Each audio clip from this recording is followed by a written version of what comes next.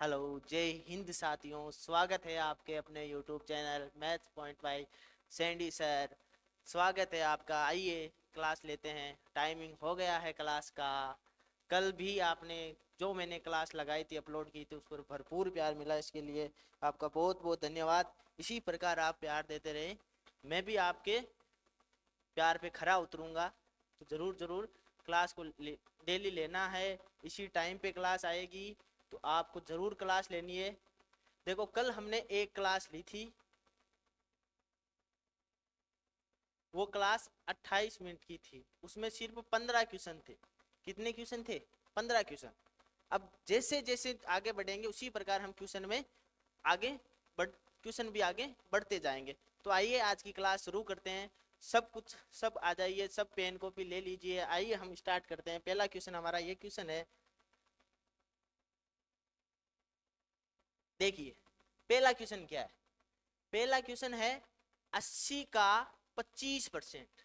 80 का 25% का 125% का हमें क्या बताना है? मान बताना है भाई।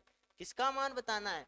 80 का 25%, फिर का उसी का 125% का हमें क्या बताना है? मान बताना है। तो बताओ कैसे बताएंगे? बताओ, देखिए आप बताओ। देखो कैसे करेंगे इसको। आपको छोटी क्लासों में बताया होगा मैडम ने कि का मतलब क्या होता है? गुणा। का मतलब क्या होता है? गुणा। अरे का मतलब क्या होता है? गुणा ही होता है। तो देखो, अब जो क्वेश्चन बोल रहा है वैसे वैसे हमें करना है। 80, 80 का मतलब गुणा 25। कल मैंने एक चीज बताई थी आपको, क्या? कि जब भी परसेंट आए, जब भी प्रतिशत प्रतिशत आए, हमें किसको याद रखना है? किसको याद करना है? 100 को। अरे किसको याद करना है? 100 को। तो 25% मतलब 25/100। का मतलब फिर से गुणा 125। 125 प्रतिशत, प्रतिशत फिर से वापस प्रतिशत आ गया, तो हमें वापस क्या लगाना पड़ेगा? 100। अब देखो, अब अपना क्वेश्चन है वो तो हो गया, यहीं तक था मेन चीज। देखो, 25, 25 से 100 4 बार, 25 से 125 5 बार, और 100 4 बार। अब देखो, 4 से 80 20 बार, 4 से 20 5 बार। तो अपना बचा क्या है? 5 × 5, जो कि कितना होता है? 25। अरे कितना होता है? 25। समझ में आई बात? इस क्वेश्चन में एक ही चीज इंपॉर्टेंट थी। इस का मतलब आना चाहिए हमें। इस का मतलब आना चाहिए। और का मतलब क्या होता है? गुणा। अरे का मतलब क्या होता है? गुणा। तो अपना सही आंसर है वो कितना है? 25। अरे कितना? 25। Option number B is right answer. अगला क्वेश्चन पर चलते हैं। देखो अगला क्वेश्चन क्या है। अगला क्वेश्चन देखो, नेक्स्ट क्वेश्चन। नेक्स्ट क्वेश्चन है कि यदि किसी वर्त की त्रिज्या, यदि किसी वर्त की त्रिज्या 100% बढ़ाई जाए, यदि किसी वर्त की त्रिज्या 100% बढ़ाई जाए, तो उसका क्षेत्रफल कितने प्रतिशत बढ़ेगा? यदि किसी वर्त, यदि किसी वर्त के की त्रिज्या 100% बढ़ा दें, तो उसका क्षेत्रफल में कितनी वृद्धि होगी, ये हमें ज्ञात करना है। तो देखो, ऐसे क्वेश्चन को मैंने कल भी बताया था। ऐसे क्वेश्चन को किससे करना है? हमें ट्रिक से करना है। अरे किससे करना है? ट्रिक से। देखो, इसकी ट्रिक क्या है? इसकी ट्रिक है x प्लस वाई। इसकी ट्रिक क्या है? x plus y, x y बट्टा 100। X plus y plus x y बट्टा 100। अब वर्त की त्रिज्या, वर्त का क्षेत्रफल क्या होता है? पाई आर स्क्वायर। अरे वर्त का क्षेत्रफल क्या होता है? पाई आर स्क्वायर। अब उसके वर्त की त्रिज्या में 100% क्या होती है? वर्धी होती है। अरे 100% क्या होती है? वर्धी। तो देखो यहाँ पे देखो, मान निकालो। एक्स की वैल्यू भी कितनी है? 100। वाई की वैल्यू भी 100, प्लस एक्स वाई, एक्स भी 100, वाई भी 100 बट्टा 100। 100 से 100 कैंसिल, कितना बचा? 100, 100 200, 200 और 100 300। तो अपना आंसर कितना आया है? 300। अपना आंसर कितना आया है? 300%। समझ में आया? जब भी वर्त की त्रिज्या बढ़ाने को बोले और बढ़ाकर उसका अगर क्षेत्रफल हमें पूछे, तो हमारी ट्रिक क्या है? x plus y plus x y बट्टा 100। इससे हमारा आंसर आ जाएगा। देखो, तो वर्त के क्षेत्रफल में कितने प्रतिशत वृद्धि हुई? 300%। अरे कितने प्रतिशत वृद्धि हुई? 300%। समझ में आया? देखो अगला क्वेश्चन देखो भाई। तीसरा क्वेश्चन, अपना तीसरा क्वेश्चन क्या है देखो, तीसरा क्वेश्चन है कि यदि 5a बराबर 3b, यदि 5a बराबर 3b तथा 7b बराबर 6c, तथा 7b बराबर 6c हो तो हमें बताना है कि a अनुपात b अनुपात c बताना है। देखो भाई कल भी इसी प्रकार एक क्वेश्चन आया था, सेम ही थोड़ा सा अलग है, बाकी पूछा यही था, कल वाली क्लास में जाके वापस देख लेना चाहिए, यही क्वेश्चन था, यही पूछा था कि बताओ लास्ट में a अनुपात b अनुपात c क्या होगा, यही क्वेश्चन था। तो करके बताओ, देखिए इस क्वेश्चन को कैसे करेंगे,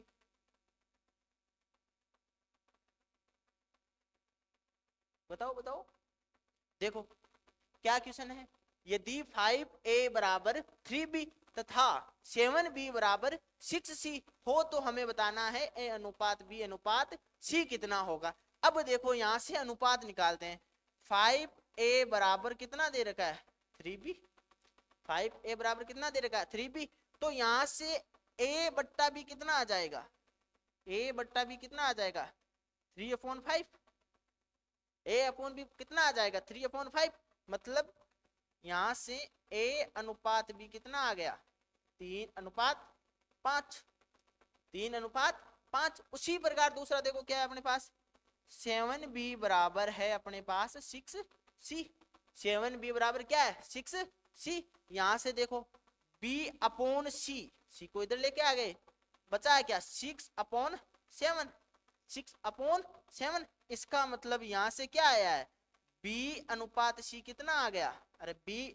अनुपात c कितना आ गया 6:7, b अनुपात c कितना आ गया 6:7। इसी प्रकार मैंने कल ही बताया था आपको कि a अनुपात b दे रखा हो, आपको कितना दे रखा है यहां से 3:5, b अनुपात c कितना दे रखा है यहां से 6:7, और अगर आपको यहीं से पूछे a अनुपात b अनुपात c, कल यहां से क्वेश्चन था, यहां से कल क्वेश्चन उठाया था, आज थोड़ी सी ऊपर स्टेप ले गया क्वेश्चन वाला, यहां से डायरेक्ट अनुपात नहीं दे रखा था, उस क्वेश्चन में डायरेक्ट अनुपात दे रखा था, इस क्वेश्चन में डायरेक्ट अनुपात नहीं दे रखा था, हमने अनुपात ज्ञात कर लिया। अब यहां से बताओ क्या करना है, कल ही इसकी मैंने एक ट्रिक बताई थी कि जब भी आपको a अनुपात b और b अनुपात c दे रखा हो और अब आपको ज्ञात करना हो a अनुपात b अनुपात c, तो इसके लिए आपको क्या करना पड़ेगा, उल्टा n बनाना है। क्या बनाना है, उल्टा n। उल्टा n किस प्रकार बनाओगे, देखो देखो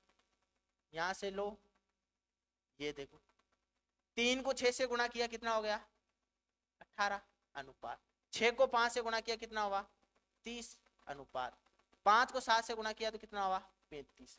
तो यही अपना आंसर हो गया, a अनुपात b अनुपात c कितना आ गया है 18 अनुपात 30 अनुपात 35, ये अपना सही आंसर हो गया। देखो ऑप्शन नंबर कौन सा है, पहला ऑप्शन गलत हो गया, दूसरा ऑप्शन भी गलत हो गया, 18 अनुपात c हमारा क्या हो गया सही आंसर हो गया, अरे सी हमारा क्या हो गया सही आंसर हो गया। समझ में आ रहा है ना।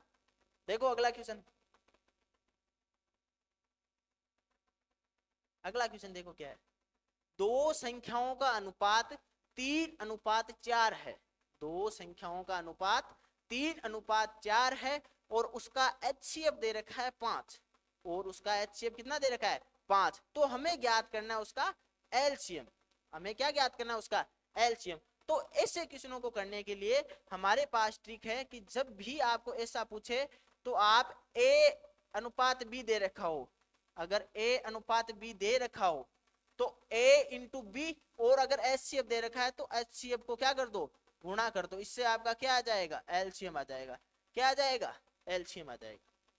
जब भी दो संख्याओं का अनुपात आपको दे रखा हो और LCM या HCF दोनों में से अगर कोई भी एक दे रखा है और दूसरी चीज पूछे, या HCF देकर LCM पूछ ले, LCM देकर HCF पूछ ले, तो उसकी ट्रिक क्या है A into B into HCF बराबर LCM, ये आपकी ट्रिक है।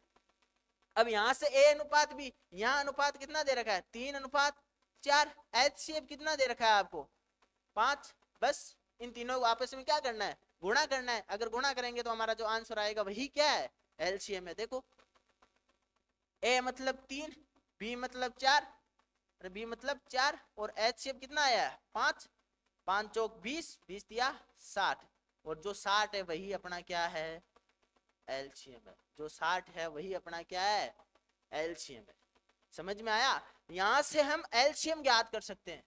यहां से हम क्या ज्ञात कर सकते हैं, एलसीएम। इसी प्रकार अगर यहाँ तो एचसीएफ दे रखा था और एलसीएम पूछ ले, एलसीएम पूछा है, अगर मान लो कोई दूसरा क्वेश्चन हो उसमें एलसीएम दे रखा और एचसीएफ पूछे, तो कैसे करोगे? देखो यहां से एचसीएफ को छोड़ो, एचसीएफ को छोड़ा, एलसीएम दे रखा हो मान लो कोई क्वेश्चन में, और नीचे जो अनुपात दे रखा है उसका उस संख्या में भाग दे दो, तो आपका क्या आ जाएगा, एचसीएफ आ जाएगा। क्या आ जाएगा, एचसीएफ। इस प्रकार आप अगर दो संख्याएं दे रखी हो और या तो एलसीएम देकर एचसीएफ पूछ ले, चाहे एचसीएफ देकर एलसीएम पूछ ले, आपको ये दो ट्रिक आपको क्या करनी है भाई, याद रखनी है भाई। क्या करना है, याद करना है भाई। उम्मीद है आपको समझ में आ रहा होगा। अगला क्वेश्चन देखो भाई, अगला क्वेश्चन बहुत ही शानदार जानदार क्वेश्चन है भाई। देखो देखो क्वेश्चन क्या है, 931 प्लस 138 का होल पावर, 931 प्लस 138 का होल स्क्वायर प्लस 931 माइनस 138 का होल स्क्वायर, और बट्टे में है 931 गुणा 931 प्लस 138 गुणा 138। इस क्वेश्चन को करो भाई, कैसे करोगे बताओ देखे, आप मिलाओ देखे, बताओ देखे कैसे करोगे ऐसे क्वेश्चन को। अगर हम यहाँ a प्लस बी का होल स्क्वायर लगाएं, यहाँ a माइनस बी का होल स्क्वायर लगाएं, यहाँ 931 को 931 से गुणा करें, यहाँ 138 को 138 से गुणा करेंगे, तो दिन रात दोनों निकल जाए फिर भी ये क्वेश्चन नहीं होगा। समझ रहे हो? अरे हमारे पास तो टाइम तो 30 सेकंड का ही होता है मैथ के क्वेश्चन में, 15 क्वेश्चन आएंगे जिसमें से अगर एक एक क्वेश्चन को करेंगे तो 30 सेकंड का टाइम है अपने पास। तो ऐसे क्वेश्चन को अगर हम पूरा मिलाने बैठ गए, a प्लस बी का whole square, a square plus B square plus 2ab ऐसे करेंगे तो मामला गड़बड़ हो जाएगा, फिर एक ही क्वेश्चन होगा और वो भी सही नहीं होगा, ये भी गारंटी है। अरे समझ रहे हो ना? तो ऐसे क्वेश्चन को कैसे करोगे? देखो एक चीज आपको याद रखनी है, क्या आपको पता है कि a प्लस बी का होल स्क्वायर क्या होता है? सबको पता है कि गुरुजी a square plus B square plus 2ab होता है। इसमें कौन सी बड़ी बात है, ये तो सबको आता है।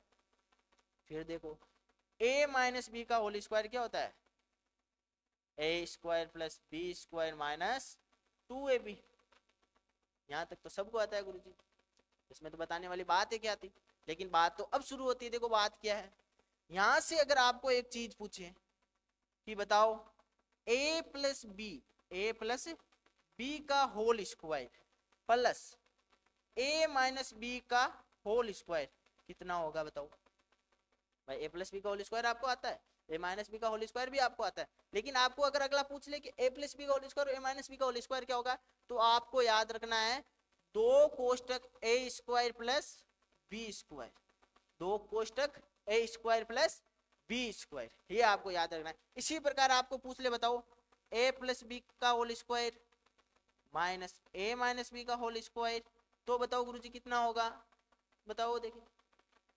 तो ऐसे क्वेश्चनों में क्या करोगे, 4ab, 4ab कि गुरुजी इसको रटना पड़ेगा क्या? नहीं सर, रटना नहीं। इसको कैसे करोगे, देखो a प्लस बी का होल स्क्वायर, ये पहले देखो क्या है, a प्लस बी का होल स्क्वायर और a माइनस बी का होल स्क्वायर दोनों को क्या किया है, ऐड किया है, मतलब जोड़ा है। तो जोड़ोगे तो देखो यहाँ से क्या होगा, ये तो कट कैंसिल हो जाएगा, अरे ये और ये तो क्या हो जाएगा, कैंसिल हो जाएगा। तो बचा क्या अपने पास, अपने पास बचा a square 2a square B square B square 2b square, और 2 वापिस क्या आ गया, कॉमन आ गया। तो इस प्रकार ये बना है कि a प्लस बी का होल स्क्वायर माइनस ए प्लस बी का होल स्क्वायर प्लस ए माइनस बी का होल स्क्वायर क्या होगा, दो कोष्टक ए स्क्वायर प्लस बी स्क्वायर। इसी प्रकार अगर आपको देखो ए प्लस बी का होल स्क्वायर में से घटाना है ए माइनस बी का होल स्क्वायर, तो क्या करना पड़ेगा, देखो देखो घटाओ, देखो घटाओगे तब ये कैंसिल हो जाएगा, ये कैंसिल हो जाएगा, बचेगा क्या 2ab और 2ab कितना हो गया 4ab। इस प्रकार बना है, याद रखना है ये चीज। अरे समझ में आया क्या? देखो अब देखो एक चीज और बताता हूं मैं आपको,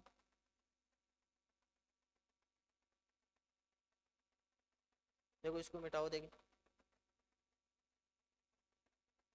अब इन क्वेश्चनों में क्या करना है, देखो हमें क्या दे रखा है 931 प्लस 38 का होल स्क्वायर। तो देखो अगर आपको पूछ ले, ये ट्रिक है भाई, याद रखना भाई, बहुत जोरदार ट्रिक है ये। देखो क्या ट्रिक है, a प्लस बी का whole square, a plus B का whole square plus a minus B का whole square upon A square plus B square अगर हो तो उसका आंसर कितना आता है 2। अरे उसका आंसर कितना आता है 2। अरे समझ में आया क्या? उसी प्रकार देखो इसमें देखो a प्लस बी का होल स्क्वायर 931 प्लस 138 का होल स्क्वायर प्लस 931 माइनस 138 का स्क्वायर। नीचे देखो 931 गुणा 931 मतलब 931 का क्या होगा स्क्वायर प्लस 138 इंटू 138 मतलब 138 का स्क्वायर मतलब a square plus B square. इसका आंसर हमेशा कितना आता है 2 आता है भाई। कितना आता है 2। तो इस पूरे का आंसर चाहे संख्या कोई सी भी हो इसका आंसर कितना आ जाएगा 2। अरे इसका आंसर कितना आ जाएगा 2। अरे समझ में आया? उसी प्रकार देखो नेक्स्ट क्वेश्चन है वो भी इसी पे है। देखो गुरुजी अभी बताया था लेकिन इसमें तो फर्क है चेंज है। चेंज क्या है इसमें? चेंज ये है कि उसमें यहाँ प्लस था और इसमें यहाँ क्या है माइनस। नीचे यहाँ स्क्वायर था यहाँ स्क्वायर बन नहीं रहा है। बन रहा है क्या? तो इसकी भी एक ट्रिक है। क्या क्या ट्रिक है? यदि a प्लस बी का whole square minus a minus B का होल स्क्वायर और नीचे अगर a इंटू बी आ जाए तो उसका आंसर हमेशा कितना आता है 4। उसका आंसर हमेशा कितना आता है 4। तो इस पूरे का चाहे संख्या कोई सी भी हो संख्या कितनी भी बड़ी हो चाहे लाखों में हो लेकिन उसका आंसर हमेशा कितना आएगा 4। अरे कितना आएगा 4।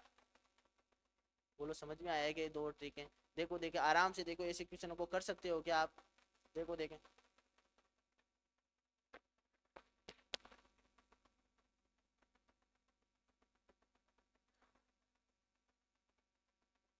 देखो अगला क्वेश्चन देखो देखे क्या क्वेश्चन है अगला। अगला क्वेश्चन देखो भाई क्या क्वेश्चन है। 1500 प्लस 600 1500 प्लस 600 का 30% का 30%। अपने पास पहले ही क्वेश्चन में एक बात आई थी कि का मतलब क्या होता है गुणा। अरे का मतलब क्या होता है गुणा। तो देखो 600 और 1500 कितना हो गया 2100। अरे 600 और 1500 कितना हो गया 2100। का मतलब गुणा 30 और परसेंट का मतलब तो गुरुजी आपने पहले ही बता दिया था क्या कि बट्टे में क्या लगा दो 100 लगा दो। जीरो से जीरो कैंसिल जीरो से जीरो कैंसिल क्या बचा 210। 210 को 3 से मल्टीप्लाई तो कितना हो जाएगा? अरे कितना हो जाएगा 630। कितना हुआ 630। तो ऑप्शन नंबर हमारा क्या होगा डी इज राइट आंसर। अरे समझ में आया ना? का मतलब गुणा परसेंट का मतलब बट्टा 100। बस यही चीज थी इसमें और कोई नई बात तो थी नहीं। चलते हैं अगले क्वेश्चन पे। ये देखो गुरुजी ये क्वेश्चन देखो। ये क्वेश्चन कल भी दिया था बस संख्या चेंज थी यहाँ पे बाकी सेम ही बात थी। क्या है 36 54 और 72 का एचसीएफ ज्ञात करना है हमें। कैसे करेंगे बताओ देखे 36 54 और 72 का क्या ज्ञात करना है हमें एचसीएफ ज्ञात करना है। किस प्रकार करेंगे देखो मैंने कल क्या कहा था अगर एचसीएफ पूछे एचसीएफ का मतलब कॉमन बात जो कॉमन हो। कॉमन क्या है इसमें देखो 36 54 72 का हमें क्या ज्ञात करना है एचसीएफ ज्ञात करना है। अब देखो इनको कैसे करेंगे ऑप्शन के अकॉर्डिंग करेंगे। किसके अकॉर्डिंग करेंगे ऑप्शन के अकॉर्डिंग। कल ही मैंने बताया था कि ऑप्शन में वो संख्या देखो जो तीनों संख्याएं हमें दे रखी है उसमें पूरा पूरा भाग चला जाए। क्या चला जाए भाग। इसमें देखो पहला अपना पहला ऑप्शन है 18। क्या है 18। 18 का भाग गुरुजी 36 में भी जाता है 54 में भी जाता है और 72 में भी जाता है। फिर और एक चीज देखनी है क्या कि अगर दूसरा ऑप्शन वही हो जो और उसी संख्या में भाग चला जाए तब तो बात गड़बड़ हो जाएगी मामला गड़बड़ हो जाएगा। तो देखो 5 18 का भाग तीनों संख्याओं में जा रहा है लेकिन दूसरी संख्या देखो 5 5 का भाग तीनों में नहीं जाता। बात खत्म ये तो गलत ही हो गया। तीसरा 4 4 का भाग गुरुजी 36 में भी जाता है 54 में भी जाता है और 18 में भी जाता है। तो फिर 4 भी आंसर हो जाएगा। मैंने एचसीएफ क्या बताया कल यही बताया था कि भाई ऑप्शन के अकॉर्डिंग वो संख्या देखो जिसका पूरा पूरा क्या चला जाए भाग चला जाए। लेकिन इसमें यह देखना है कि जो अंतर है संख्याओं का जो अंतर है वो देखो कितना है। अंतर इनके बीच में कितना है 18 का। इनके बीच में भी अंतर कितने का है 18 का। तो अपना आंसर क्या हो गया 18। अरे समझ में आया ना? इस अकॉर्डिंग करना है। अगर एक से ज्यादा एक ऑप्शन में अगर पूरा पूरा भाग चला जाए तो बात वही खत्म हो जाएगी अपना वही आंसर हो जाएगा। लेकिन अगर एक से ज्यादा दूसरे ऑप्शन में भी वही बात बोल दे तो हमें क्या करना है उन संख्याओं के बीच का अंतर देखना है। अगला क्वेश्चन देखो क्या है, अगला क्वेश्चन है x प्लस वाई बराबर 5 और एक्स वाई बराबर 10। तो हमें बताना है x square plus y square की वैल्यू। इन क्वेश्चनों को कैसे करेंगे देखो, बताओ, देखिए आप खुद बताओ।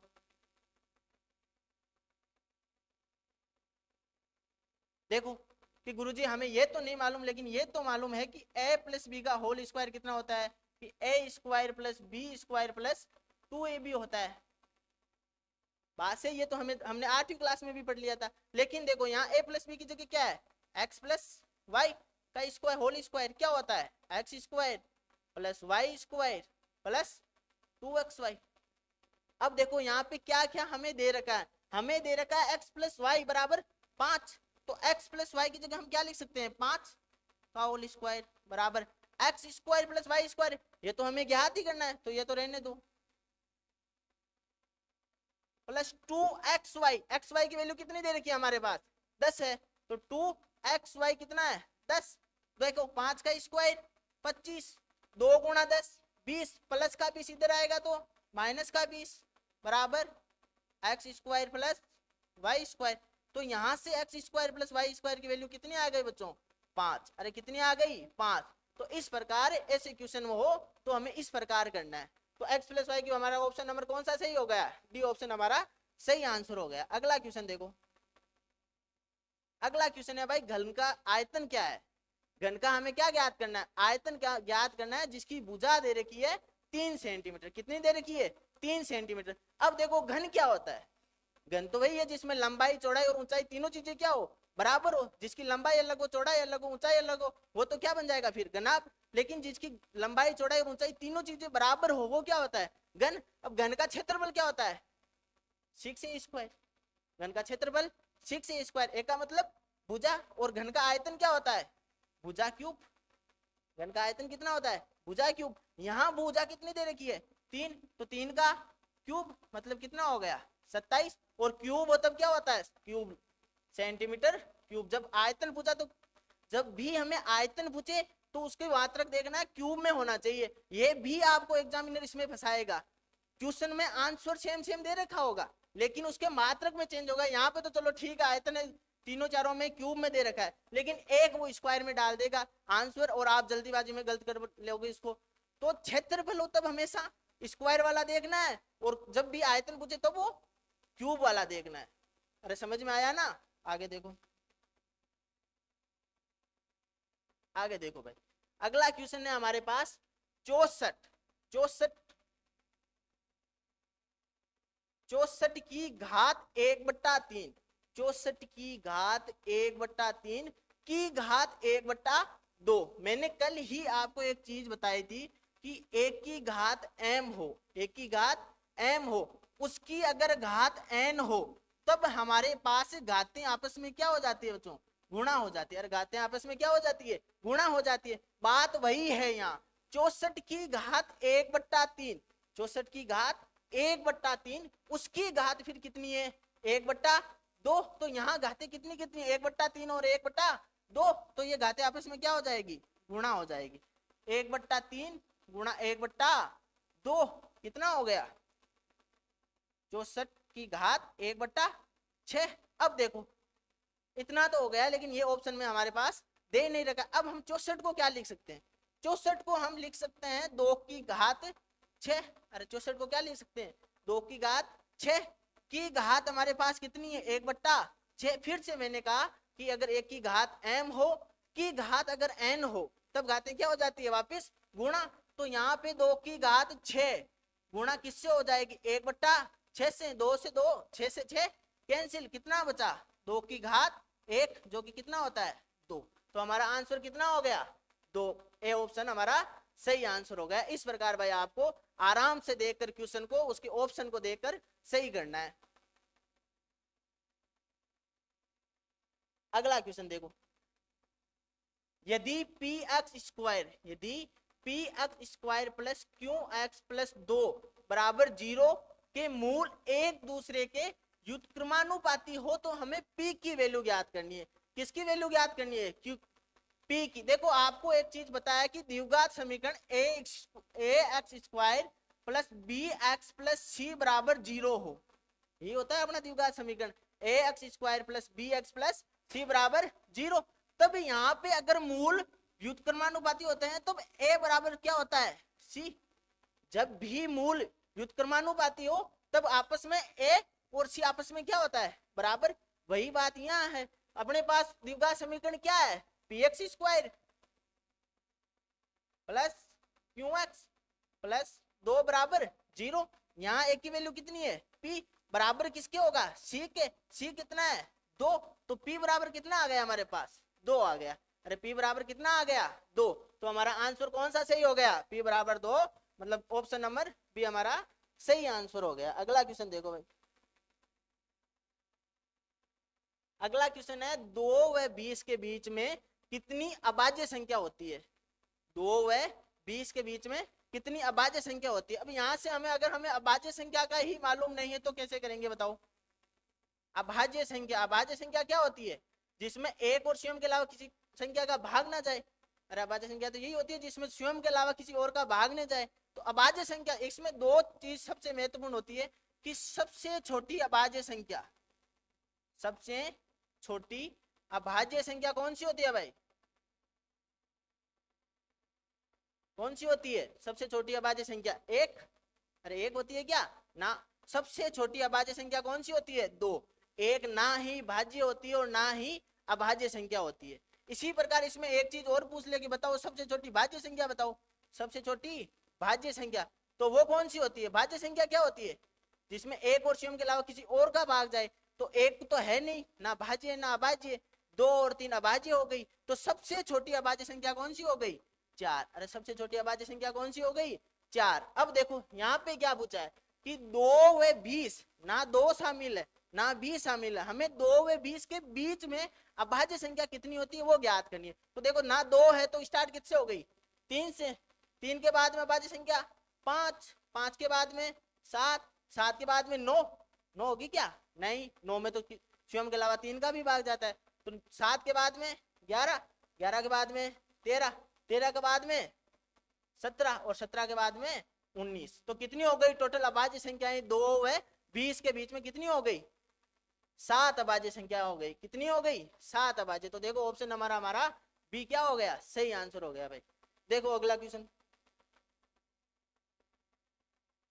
अगला क्वेश्चन देखो, अगला क्वेश्चन है निम्न में से कौन सी अपरिमेय संख्या नहीं है। अब हमारे को इतना ही मालूम है कि P बट्टा Q के रूप में जिसे लिख सकते हैं वो तो परिमेय, जिसे P बट्टा Q के रूप में नहीं लिख सकते वो क्या हो गई, अपरिमेय संख्या। इसके अलावा भी 2 बातें होती है, क्या, एक तो आवर्ती, एक तो आवर्ती संख्याओं की आवर्ती, एक होता है अनावर्ती। क्या होता है, अनावर्ती। देखो यदि संख्याओं का बार बार आवर्ती हो, मतलब पॉइंट के बाद में वो ही संख्याएं बार बार रिपीट हो, तब वो आवर्ती। और आवर्ती जो होती है बार बार संख्याओं की वो होती है परिमेय संख्या। किसमें होती है, परिमेय संख्या में। अरे किसमें होती है, परिमेय संख्या में। देखो जैसे देखो 2.45 45 45, यहाँ देखो किस संख्या की बार बार आवर्ती हो रही है, किस संख्या की बार बार पुनरावृत्ति हो रही है, 4 5 4 5 4 5। तो ये क्या हो गई, परिमेय संख्या है। अपरिमेय संख्या क्या होती है, जिसकी बार बार संख्याओं की पुनरावृत्ति नहीं हो, जैसे 4.25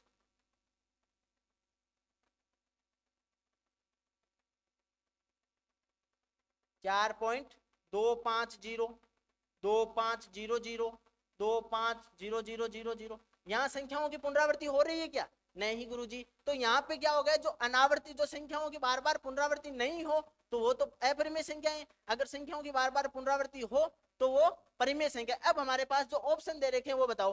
पहला ऑप्शन है कि 5.353535, इनमें क्या है, पहला ऑप्शन में क्या है, संख्याओं की बार बार क्या हो रही है, पुनरावृत्ति हो रही है। इसका मतलब ये जो गुरुजी है ये तो क्या हो गई, परिमेय संख्या हो गई।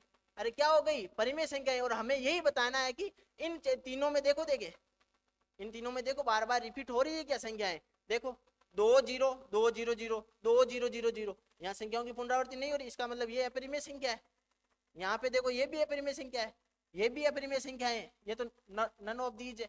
तो अपना आंसर कौन सा हो गया, ए ऑप्शन सही हो गया। अरे कौन सा ऑप्शन सही हो गया, पहला ऑप्शन। देखो अगला क्वेश्चन, अगला क्वेश्चन क्या है, धातु के एक घनाकार टुकड़े जिसका किनारा 25 सेंटीमीटर को पिघलाकर 5 सेंटीमीटर किनारे वाले कितने घन बनाए जा सकते हैं? ये क्वेश्चन है भाई, बताओ देखे कैसे करेंगे। अभी मैंने पहले बताया था घन का आयतन कितना होता है, अरे घन का आयतन कितना होता है, भुजा क्यूब। तो यहाँ पे देखो भुजा कितनी है, 25 सेंटीमीटर। जब भी आपको किसी को या तो तोड़ना हो या पिघलाना हो, तब आपको क्या करना है, जो जो दे रखा है उनके आयतन को आपस में बराबर कर दो, और आयतन को क्या कर दो, आपस में बराबर कर दो। तो देखो यहाँ दो चीजें हैं, यहाँ तो 25 है, 25 को 3 बार, अरे भुजा क्यों भी होता है, वो किस भुजा के बराबर करना है आपको, 5 सेंटीमीटर वाले भुजा का घन के, तो 5 गुणा 5 गुणा 5, और वो जो भुजा है वो कितनी है, मान लिया हमने x। तो यहाँ से देखो 5 से 25 5 बार, 5 से 25 5 बार, 5 से 25 5 बार, तो ये x बराबर कितना आ गया हमारे पास, 5 गुणा 5 गुणा 5, मतलब 125 सेंटीमीटर क्यूब। यहाँ पे देखो 125 कौन सा है, ऑप्शन नंबर सी हमारा क्या है, आंसर है भाई। इस प्रकार कल भी हमने 15 क्वेश्चन मिलाए थे, आज भी हमने 15 क्वेश्चन, जैसे जैसे एग्जाम नजदीक आएंगे हम क्वेश्चन को और बढ़ा देंगे। तो हमें सपोर्ट करते रहे, यूट्यूब को चैनल को सब्सक्राइब कर देना, जिससे हमें भी थोड़ी ताकत मिले। धन्यवाद, थैंक यू।